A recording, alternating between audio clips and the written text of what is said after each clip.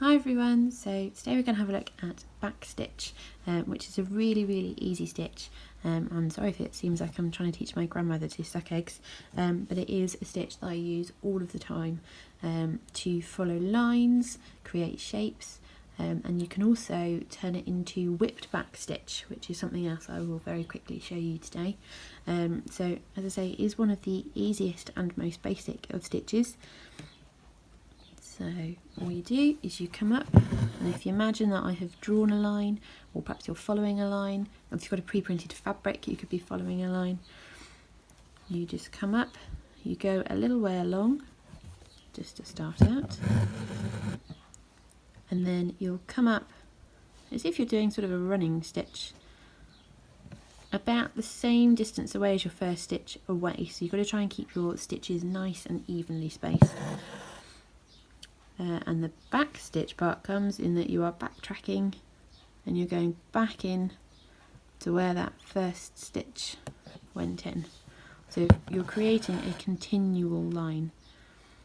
So to carry on your line, you'll come up again about the same distance away as your previous stitch lengths and go back through into the original stitch. If you want to create a curve, you can go off a little bit of a curve, trying to keep it the same length, nice and even, and of course you don't want it to be nice and even if that's part of your design feature. So we're creating a little bit of a swirl here, and what you can do, if I shelve that colour for a while, is you can do what's called a whipped back stitch.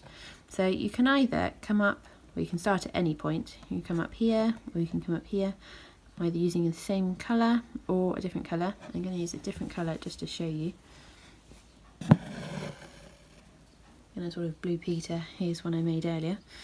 And what you do is you'll come up with that stitch exactly the same place as your first back stitch hole where you first came up, and you are sliding your needle underneath those stitches.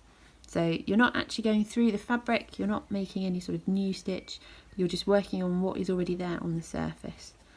So you'll come all the way through, then your next stitch along you'll come from the same direction, so underneath. So I am going from right to left, going underneath there, pull that through, and if you work round, you're just sliding underneath. There is nothing appearing on the back of this fabric at all. And you keep going round and round. It's starting to look a little bit like a candy cane. And again, you don't want to pull this too tight, especially if you're going around a curve. If you pull it really tight, it'll come away from the original back stitches, which is something that you don't want.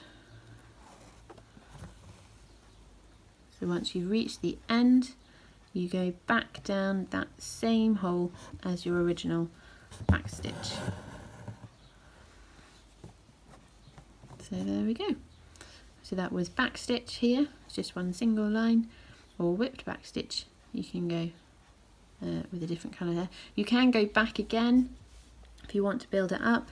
I've used 2 strands on both the yellow and the blue thread, but you could try and mix things up and use a single strand for your back stitch and use a 3 strand for the blue, or perhaps a really solid base with a full 4 stitch or full 6 stitch back stitch, and then a single strand whip stitch for a more delicate appearance. So you can really play around with this stitch and have a lot of fun.